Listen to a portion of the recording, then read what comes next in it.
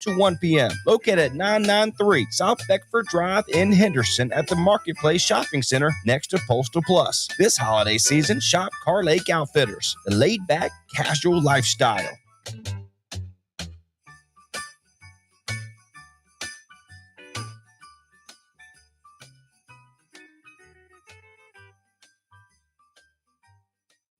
It's time for the Tailgate Sports Show.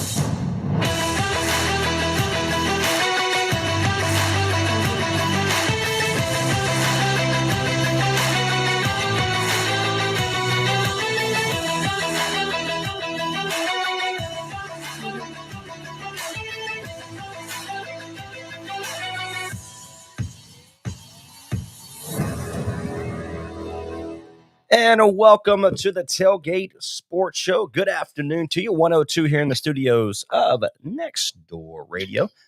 The Tailgate Sports Show is live Monday through Friday, beginning at 1 p.m. If you missed any part of our show, head over to our website at nextdoorradio.com. Go under the Sports or Recordings tab, and everything we've ever done will be right there, like he does every single Wednesday. Brandon White with NASCAR Roots. My friend, how are we today? I'm doing pretty good, Trey. Hope you are. You know, we're living the dream, my friends, what we like to say here in Granville County. For those, by chance, that doesn't know who Mr. Brandon White is, do a quick little infomercial on yourself, if you don't mind. Well, I am the content strategy coordinator for NASCAR Roots. That's basically a fancy word for a writer. I basically specialize in covering, the short tracks around that NASCAR is affiliated with, like the ARCA Menard Series, NASCAR Wheel Modified Tour, and the NASCAR Weekly Division. I cover races, talk drivers, write stories and features on them. And basically, since April, I've been living the dream here in Concord, North Carolina. There you go. Beautiful countryside over there. Again, Brandon White joins us here by way of our phone line, which is brought to you by Little Caesars, home of the hot and ready pizza, 919-618-9258. Hey, coming up at 1:15 today, my good friend, Brian Howard, he is the women's Vance Charter basketball coach. He'll be joining us at 1:15. Of course, my time, me and your time back in Henderson, North Carolina, which you just left a radio show there at WIZS. Will be joining us here at 1:15. Excited about that. See how his program is doing. The biggest news out of Carolina Panthers and the NFL right now, Baker Mayfield. A couple different stories have leaked, should you say, regarding he requested his release, but then also the Carolina Panthers released him. So I don't know which one is more realistic, but we do know Baker Mayfield is now a member of the Rams organization. When it came out that Baker Mayfield has been released, what was your first thought, my friend? I was surprised, but I also wasn't surprised because honestly, when Baker arrived to Carolina, I genuinely thought he would be the answer quarterback they were looking for. He's had some good seasons in the NFL beforehand, particularly in 2020, the year before he busted his shoulder. But I just really don't know why he didn't mesh all that well there. I mean, you could obviously blame Matt Rule, but he still struggled after Matt Rule left. So maybe he never really felt at home there. But from what I've heard, nobody on the Panthers team really hated Baker Mayfield. They said everyone affiliated said that he behaved in a very professional manner. But at the end of the day, he didn't get the job done. And this is a business, Trey. If your business isn't functioning the way it's supposed to, something needs to change. And clearly the Panthers front office at this point in time, they both thought Sam Darnold and P.J. Walker were better options than Baker Mayfield. To be fair, Darnold and Walker, despite their faults at quarterbacks, have had good games this year. Baker Mayfield did not have a good game when he was under center. So I think the choice was just too obvious there. Baker wanted out, and the Panthers decided to grant him that wish. So here we are now, Trey. He's a member of the Rams, and Darnold and Walker are QBs going forward. The Carolina Panthers waived Mayfield on Monday, something interim head coach Steve Wilks said was a mutual agreement between the two sides. Wilks said Mayfield asked to be released after finding out that he wouldn't be the starting quarterback or backup in the Carolina going forward, which is we gave up a fifth to go get him from the Cleveland, and it could have been a fourth if he performed well. So right now we just don't know. But the good thing about this is we no longer have to worry about and we did lose a fifth, but the $1.35 million left on Baker Mayfield's contract. The Rams will inherit all that.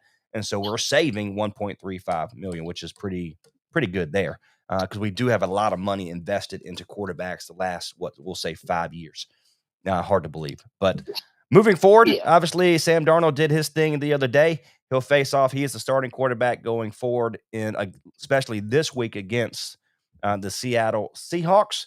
Talk a little bit more about that. What are you looking forward to the most? Well, the good news is that Darnold has a bit of an easier challenge defense-wise this week. I mean, he's going from an elite defense in the Denver Broncos to a decent defense in the Seahawks. I mean, they have playmakers, but they're far from perfect.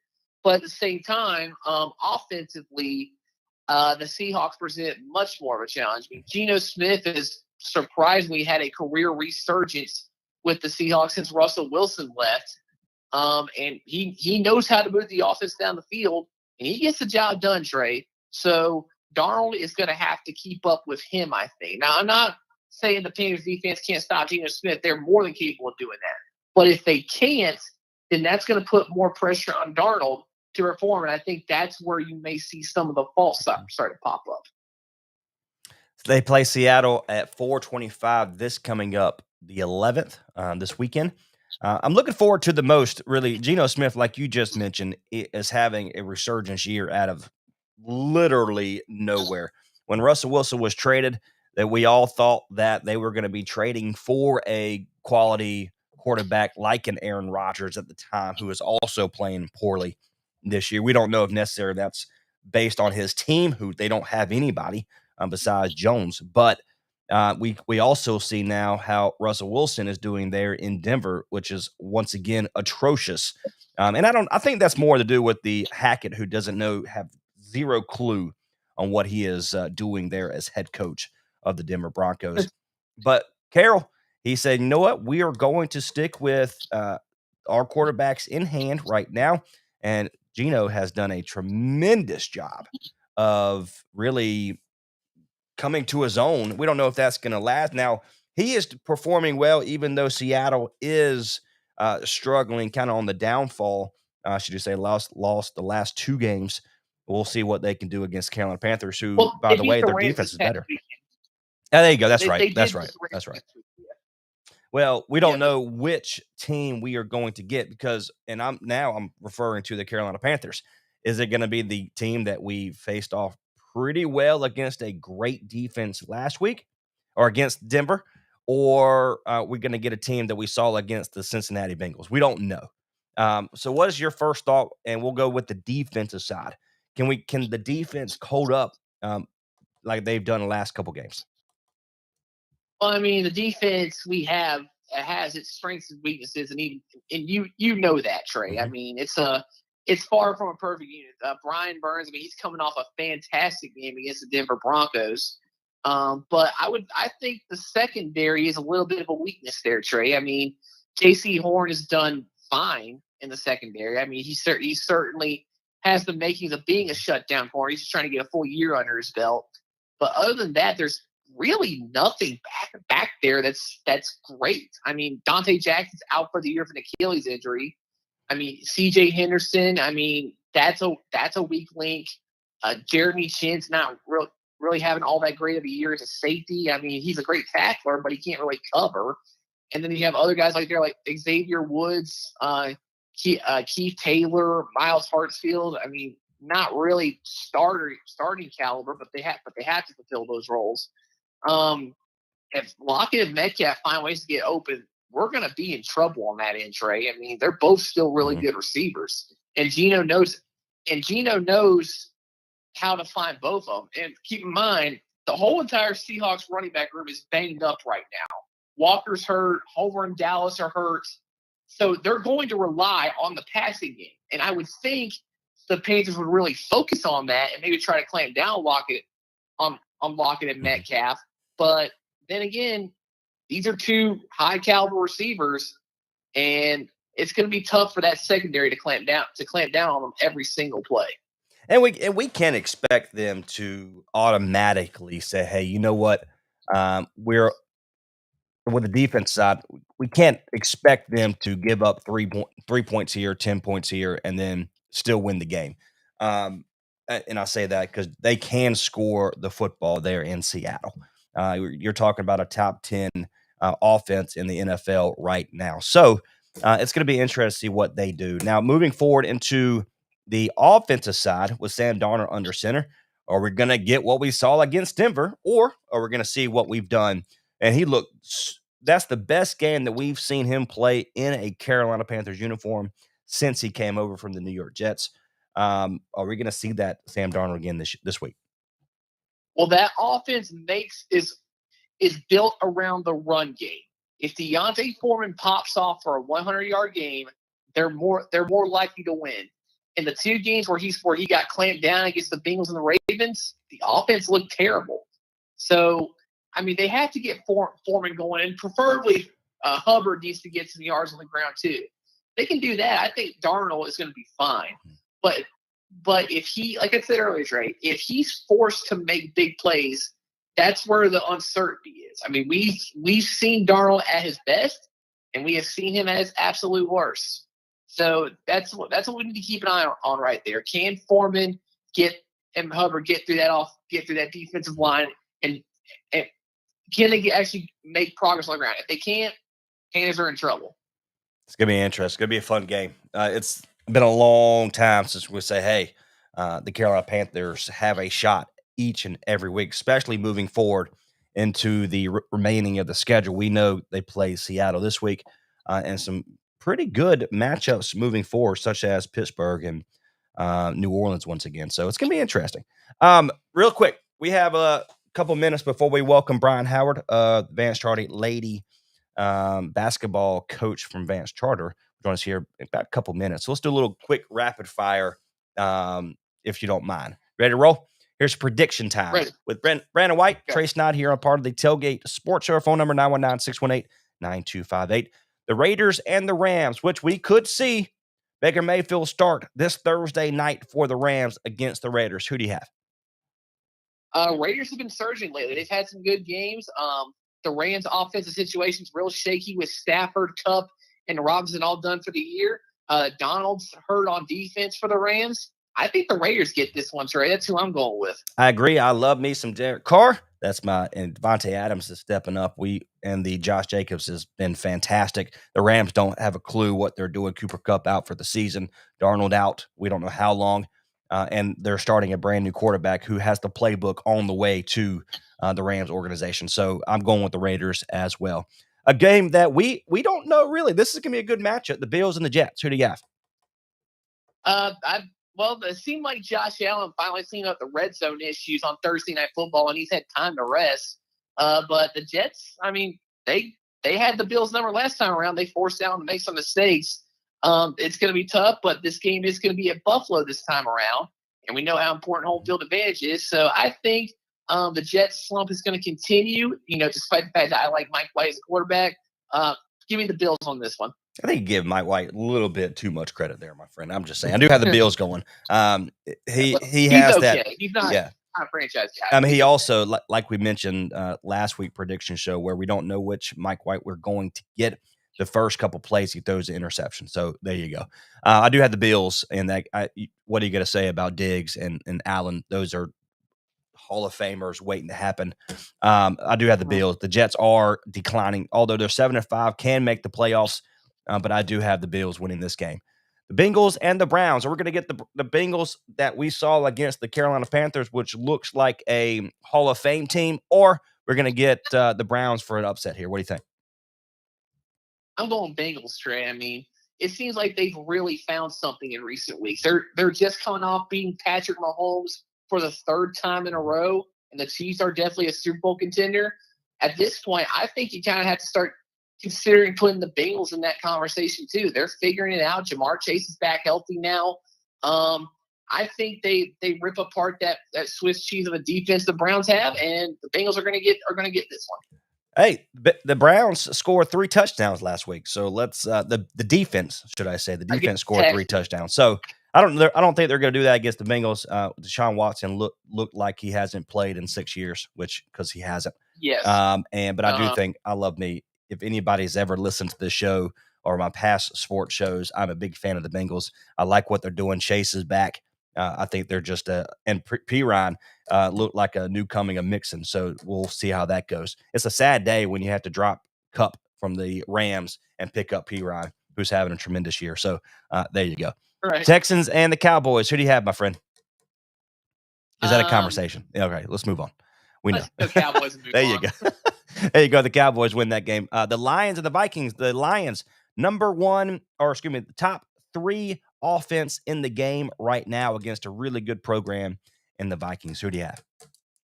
I think it's kind of interesting that I saw some people that are actually saying the Lions are favorites this weekend against a 10-2 Vikings team, and that's a little bit surprising. I mean, I think the Lions are starting to find something at the right time, but this is a Vikings team that's really good and knows how to win games. I mean, I know Kirk Cousins hasn't been having his best year, but he's got the tools around him. A solid back in Dalvin Cook, a top 3 receiver in Justin Jefferson. I don't really see how that Lions secondary is going to fend off what Jefferson's capable of doing. So give me the Vikings on this one. I like the Vikings, but I also love what the Lions are doing right now. I am going to go with Detroit on this game because I think why not? It's going to be Goff is playing tremendous. This offense is fantastic. And we'll see if the defense can hold up just a little bit more. And let me make a text real quick to my man, Brian Howard. Go ahead and tell him to call. Got to love it. Yes, sir. Got to love family radio. Real quick, I do have the Lions beating the Vikings, even though they're 5-7. Look for them to go. And right now, we'll kind of put that on hold, Mr. Brandon White. And we are going to welcome my good friend and Brian Howard. Brandon White joins me here as well. My name is Trace, on the Tailgate Sports Show. Coach Howard, how are you, my friend? Can you hear me? Coach. Brandon, can you hear me? Oh, wait, let me put you. If I do it right, it will help. Give me one. Coach, how are you, sir? I'm good. How are you? I'm good. I'll tell you, if I've run my board and my phone correctly, we're doing a little bit better. Again, Brandon White joins us here as well. Long time there with my time there at WICS Radio. But how you doing, my friend? Everything going good so far? Yes, sir. Everything's going great. Going great. Can't complain too much at all. There you go. Again, 4-2 on the regular season. Talking to you before the regular season started, you didn't quite know what you were going to have really coming in. A couple girls didn't want to play, but you look at it, you had a good start to the season. Tell me your thoughts. What was your true expectations once the season started? And it looks like everything's starting to turn out like it should. Well, expectations never change for us. We expect to compete for a conference championship and make a run in the playoffs, and that never changes. And the thing about it was, when we had a few that did not want to play, that elected not to play this year, I told the girls that were here that wasn't going to change anything for us about our expectations. We were going to compete, and our goal was to win a conference championship. And so far, we've been gelling a little bit on the offensive end of the floor. We're starting to find a little bit of flow now, and hopefully we just keep improving. We got exams next week, then Christmas break, and then hopefully after Christmas break we can keep rolling. Where are you guys going? You going anywhere for the holiday tournaments or anything like this year? No, sir. I'll let them not to do anything this year. Just get some time off. Let everybody reset a little bit, spend some time with their family, and we'll hit it hard come January. Gotta love again, Brian Howard. He is the head ladies basketball coach there at Advanced Charter. Of course, myself and Brandon White joins us by way of our phone line, brought to you by Little Caesars, home of the hot ready pizza. So go back a little bit with kind of your star player score. Alyssa Bullock right now is averaging 16 points a game. Camilla Wilborn is averaging 11 points a game. And you said here as well, Souther, am I saying that right? Catherine Souther? Yes. Had 21 points off the bench, and that's hard to do, my friend, especially with the limited playing time there. Talk a little bit more about your players and what do you see out of them? We're really guard heavy this year. It's a big difference of all of my other teams, obviously, because usually we have a lot of posts, but this year we're really guard heavy. And between the two guards, Alyssa and Camilla, those two, they've been our leaders. Everything goes through them. And they've taken that responsibility very, very strongly, and they've embraced their role, and just hope that they continue to perform on the floor and make sure that they keep a positive mindset off of it as well and continue to lead us. Catherine, she's just always been one of our players that she's going to work hard no matter what. Whenever people bring up some of the best who are some of the best athletes I've ever coached, her name always comes up for me. She's just unbelievable at everything she does, whether it's on the basketball court, the volleyball court, or on the soccer field. She's just unbelievable. And I'm glad that she plays basketball for us. There you go. Brandon, you want to ask anything, my friend? Can you hear me? Private. Anyway, so I love the fact that you can kind of take some pieces here and there. You expected to have somebody, a few different players, but now you're kind of firing all cylinders with the girls that are supposed to be there. So talk a little bit more about that if you can. You got a game tonight against Research Triangle, who is 0-5. You guys sit at 4-2. But as a coach, as I know who you are, you never look past an opponents and really doesn't worry about the record itself. Talk to me. What do you know about Research Triangle? I haven't watched much film on them. I just know that they're going to play hard. Only thing that I can control is what we do, and that's going to be my focus tonight. Are we going to execute on both sides of the floor, on offense and defense? Are our bench players going to step in and perform and be ready to go? They did last night. That's great. But can they do it consistently? And that's going to be the challenge for today. Brian Howard joins us here by way of our phone line, brought to you by Little Caesars, home of the hot and ready pizza. We did lose Brandon, so apologize about that. We'll see if we can get him back on. I love you. Of course, I love what you do there at Vance Charter. You got a game coming up against the Henderson Collegiate and again Princeton. What is are you where you want to be now and current with sitting at 4-2? Give me your thoughts on that. I want it. I know that's a hard question. I know that's a hard question. Yeah, it is. It is. I can't complain too much about where we are, especially considering pieces that probably are a little inexperienced a little bit. I can't complain about that. All I care about is, are we competing? As long as we're competing and we're putting forth the right effort, wins or losses, that's going to fall wherever it may. But as long as we are competing hard and everybody's, focused on our goal and everybody's playing together and playing for each other, that's all I can ask. Gotta love it. Gotta love it. So moving forward, again, you have tonight against Research Triangle, Henderson Collegiate, Princeton, and then looks like we're going to be taking some breaks. What are you be doing during the holiday season for the Howard family? I'm just gonna hang out with family. You gotta love it. Yeah, pretty much. Just gonna hang out with family and probably watch some of those Holiday Bowl football games, and that'll be about it. There you go. Well, I love you, brother. I appreciate you very much for joining us here by way of our phone line today. Welcome back anytime. Go ahead and get that win against Research Triangle tonight, okay? Yes, sir. I will. Thank you. All right, brother. Thank you for all you do. Absolutely. Talk to you soon. All right, you too now. Bye-bye. All right, we're going to take a break real quick. We'll come back, and we will welcome Brandon White back to the phone lines to finish up our prediction show. You're tuned in to the Tailgate Sports Show. We'll be right back. Get more for your money on new Mahindras. Enjoy 0% interest or save thousands of dollars on rugged Mahindra tractors. That's more for less on many of Mahindra's best-selling models with tractors that deliver more lift capacity, fuel efficiency, and built-in weight. Save more on Mahindra today. Visit Vanco Outdoor Equipment, your local Mahindra tractor dealer. 0% APR. Financing available for limited time only. See us or go to MahindraUSA.com for more information. Unforgettables.com. No. Unforgettables. Yeah, you're good. No, I didn't. When I switched over and merged the calls, I want to take a moment to tell you about took you off of the board Unforgettables.com. and then put you on my cell phone. So that's why. Specializes so you're good. hand-painted No worries. baseballs for every baseball fan. They also create a customized coaster, bottle opener, Yeah, and just stay on. so much more. I know you have today at Unforgettables. You've worked with him in the past, so all of their social media I was hoping today. kind of get a different mindset to aspect of things. Looking to buy or Um, sell and relocate to that perfect home? Call Tim Bilbo with Keller Williams Platinum No, you Realty good. at Yeah, no worries. 984-288-8930. I guess I could have walked you through it a little Each bit Keller better, so, Williams you know, office is you can blame it on independently me. owned and operated. Tim will work extremely hard to sell your home All for right, the let's, maximum profit and then to get the best deal possible for each and every client. Put your Go buying here in and just a selling needs in the second. hands of Tim We're in a Bilbo commercial at Keller break. Williams Platinum Realty at 984-288-8930. No, I mean, I don't like doing breaks anyway, but- Call Tim Bilbo with Keller Williams Platinum Realty at 984-288-8930.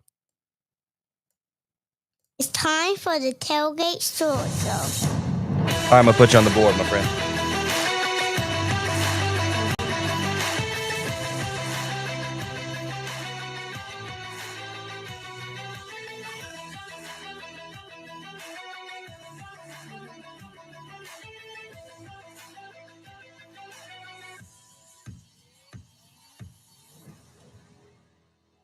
And welcome back to the Tailgate Sports Show here on Nextdoor Radio, nextdoorradio.com, and the Nextdoor Radio app. Brandon White joins us here by way of our phone line, brought to you by Little Caesars, home of the hot and ready pizza. I do appreciate Brian Howard for calling into the program. I had to get him off quick because I know he had class at 1:25, and so I appreciate him for joining me. So we dug right into what he does for Vance Charlotte and the Lady Knights, but again, a tremendous year already. Just a great coach. Your time there in Henderson, North Carolina, for the local paper. I know we've both dealt with Coach Howard there at Vance Charter, always vying for a conference championship, but also a title for the Lady Vance Charter Knights there. So, but anyway, moving forward, we ended up on our prediction show, the Vikings and the Lions. You had the Vikings, I had the Lions. I just think the Lions are in a great position. They have an opportunity, a much better opportunity now to make the playoffs if they continue to play in the way they are. They're a great program. You love to see those that are teams that are rebuilding.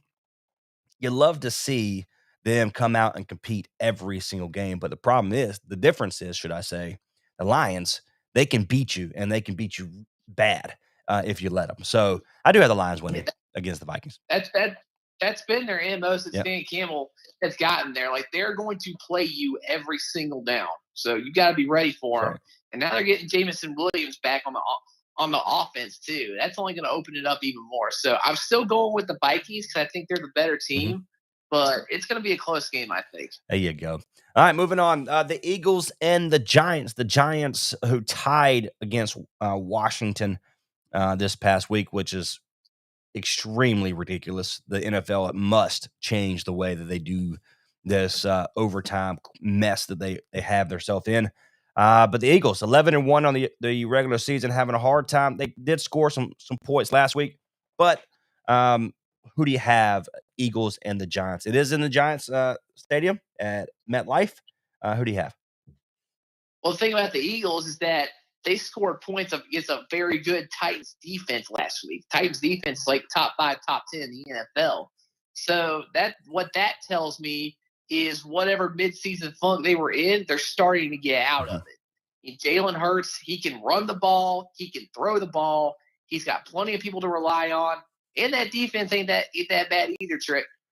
I think it'll be somewhat close because the Giants know how to make the most out of basically nothing on the roster.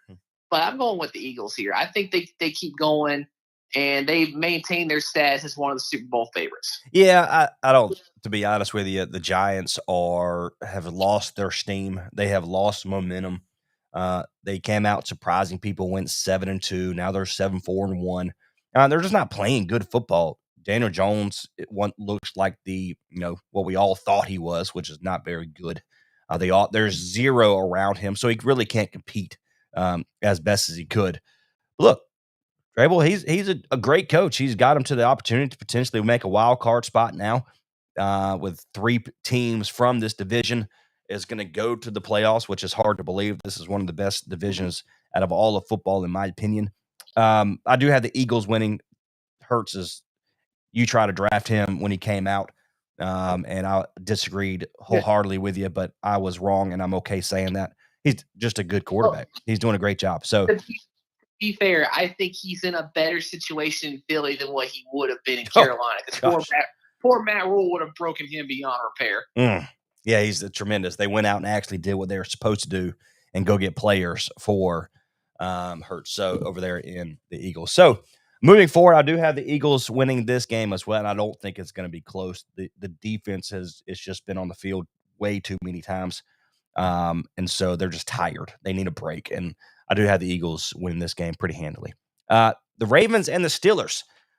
Ravens, we know Lamar Jackson is hurt. Huntley is not a very good quarterback, and the Steelers are much improved compared to what they were in the beginning of the regular season. So, tell me what you think about this game. Well, I don't know what's been going on with that Ravens offense. They're just not functioning the way they should. That's not really a knock on Lamar Jackson because he's been playing great football up to this point, but the offense just can't really move. Like it stalls out in key situations, and I don't know if that's something that you blame Greg Roman on, or maybe the pieces that are around Lamar on offense. But I mean, we saw it in the Panthers game, Trey. They couldn't move against us. And I think our defense has something to do with it, but also they just misfired on key situations. And I think with having Huntley in there, essentially diet Lamar Jackson, it's not going to get much better. And then on the other side of the ball, the Steelers, they've been playing some pretty good ball. Kenny Pickett, he looks like the guy that the Steelers drafted now. I mean, it's obviously far from a perfect team, but they're better than where they were at the start of the year. So this is my upset of the week. I think the Steelers take this one. I like it too. I love me some Kenny Pickett. I love me some Pickens, and they've got it going on. I mean, they look like a much improved team, and I think the Ravens are struggling. They don't really have a lot going for them. So I do have the Steelers winning this game as well. The Steelers potentially, Tomlin has never had a losing season as an NFL head coach. It looked to the point where they might have a losing season, but not so fast. I think the Steelers they're up and coming, and I do like the Steelers to finish the season strong, and it starts right here against the Ravens. The Titans and the Jaguars. Trevor Lawrence is banged up. We don't know what's going to go on there. The Titans just got their break speed off of them. Their GM was released after a blowout loss. Tell me what you think about this game. It's definitely a mess over at Tennessee right now because there was a bit of a power struggle that Mike Vrabel ended up winning. And we know that the front office really made a bunch of questionable decisions over these past few years, even while the Titans were winning all their games. I did think they drafted A.J. Brown's replacement in Traylon Burks. I mean, he's had some moments this year, but he's also hurt. Henry, he's been good, but teams are stopping him a little bit more now than compared to a couple of years ago. And Tannehill's just banged up like crazy. I mean, he's already a mid-tier QB, but him playing hurt, that ain't going to help matters. Yep. But the Jaguars aren't exactly a good team either. So I think it's going to be a real tough one to call, especially if Lawrence for some reason can't go this week. But I'm still going Titans here. I think the defense holds up just enough against the Jaguars offense and they get the job done. It's going to be a low-scoring affair, I think, but give me the Titans. I think that's also an easy choice. I do like the Titans. They are banged up as well, and they're not moving the ball extremely well. Tannehill is Tannehill, and you're going to get what you're going to get out of him. Especially if Trevor Lawrence does not play this game, I think it's going to be it's going to be a long day for the Jaguars. I do have the Titans winning, but I think this is going to be closer than a lot of people think. But I do have the Titans winning this ball game as well. The Broncos and the Chiefs, I think we both can agree on that. Let's go ahead and move on. That's like the Cowboys game. I think the Chiefs are just much better. That's a no-brainer. Yeah. Well, the Broncos can't get anything going on offense. I don't see that changing this week. No, Russell Wilson has been atrocious as well. I would love to say I know where you're going, but I quite don't know. The Panthers versus the Seahawks. We talked a little bit about it at the beginning. They're playing much better football. They look like a team that we expected them a couple years ago. What do you see this weekend? What's your thoughts? I think this is going to be a good game. I think that both these teams have strengths and weaknesses that the strengths are going to be utilized, but the weaknesses are going to show up. But I think this is going to really come down to quarterback play. Geno Smith is a better quarterback than Sam Darnold. at the beginning of the year, that might have been a tough call to make. But Geno, like I said earlier, he's having a career resurgence, and I think he's going to give Lockett and Metcalf enough opportunities to get open and move the ball down the field, and that's going to make a difference, I think. Well, I'd love to pick Panthers. Impartially, I'm going with the Seahawks here. It's another game. I do feel like the Panthers have found something with the running game. DJ Moore is doing if he learns how to keep his helmet on. I do like the Panthers in this game. I like what they were able to do against the number 2 defense in the league against Denver. They played really well against the Baltimore Ravens. They played really well for the remaining of the season. The only really blown out loss was against the Cincinnati Bengals. So I do like the Panthers. I'm gonna pick the Panthers, and I'm gonna put my fandom aside because, of course, if you're listening to this program multiple times, we know we're big time Panthers fans. Even I'm teaching my son right being a Panthers fan. So there you go, 5 years old.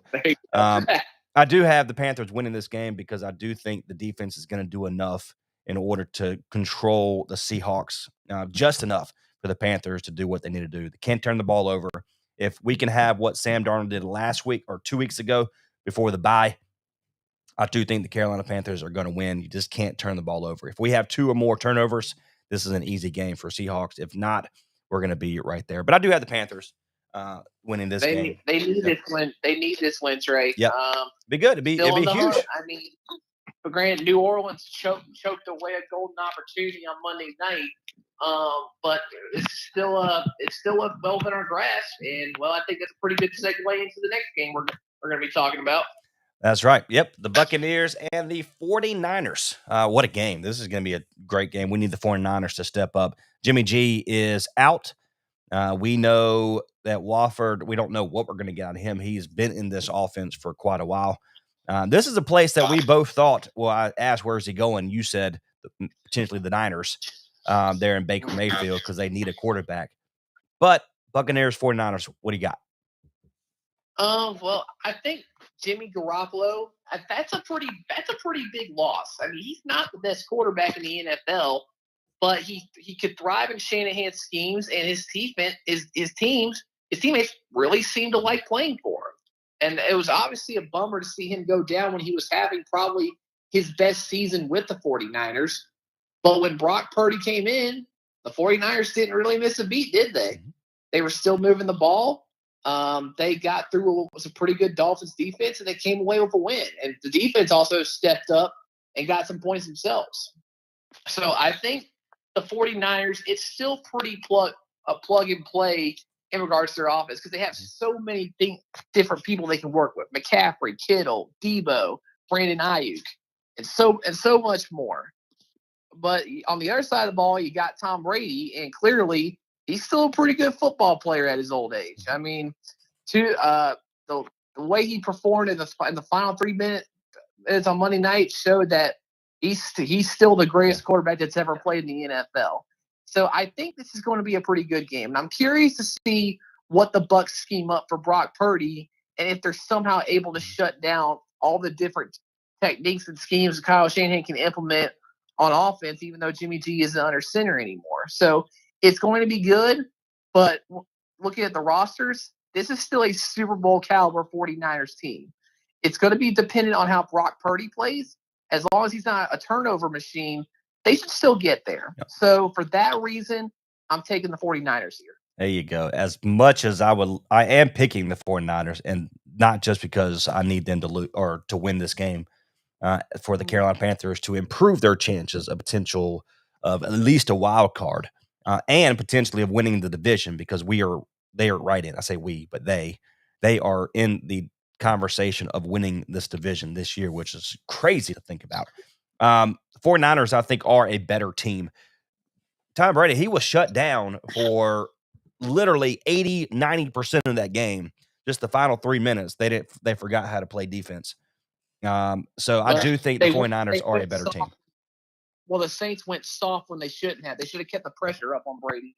And they basically gave that win to him on a silver platter. Yep. Said, here you go. We want you to win the division, even though we're in your division. It's the stupidest thing. But I do have the 49ers win this game. They are the better team, even with the backup quarterback. I just think the overall offense is better than their defense. So I have the 49ers winning this game as well. It might be by 10 points, but it was still a win. Win's a win. Dolphins, after a disappointing loss, face off against the Chargers. I think Stanley, the head coach there, the Chargers, if they don't have another winning season this year, he will be gone. And I think they've had enough of losing. But 8-4 Dolphins, 6-6 Chargers. Who you have?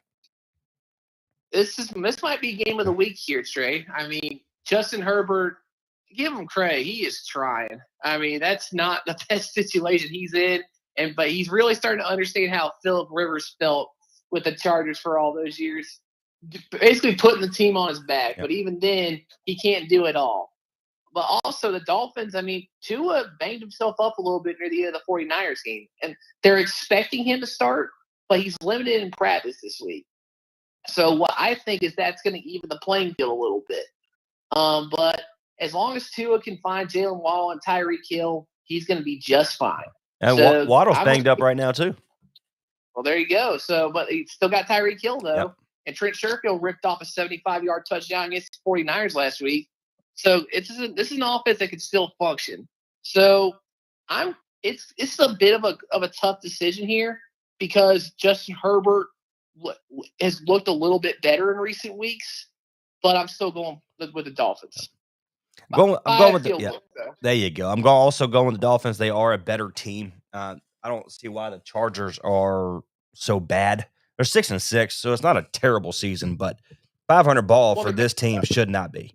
They're too good of a team. They're banged up like crazy too. They've been hurt all year. I mean, J.C. Jackson went down early in the season. Rashawn Slater, their top offensive lineman, he's been gone since the second week of the year.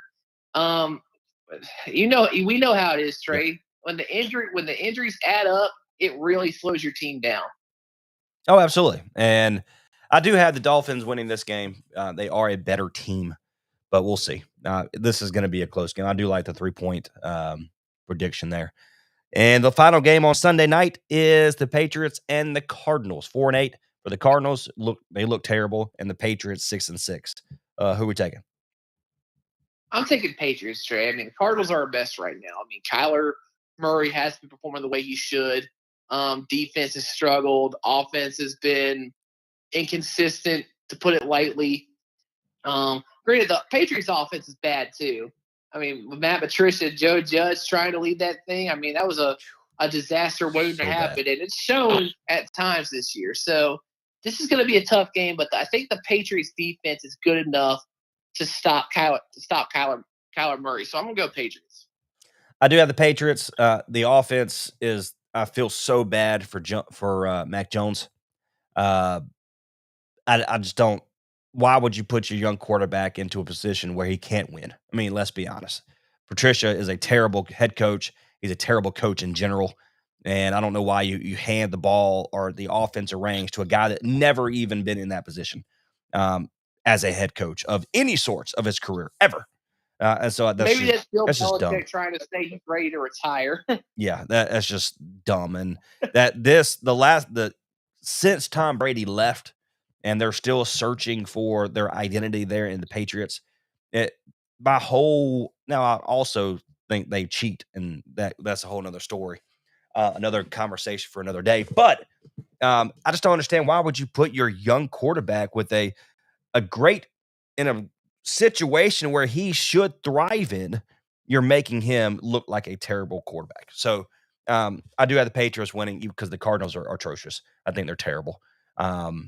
They look worse than what the Carolina Panthers did moving forward, even though the Cardinals did beat us.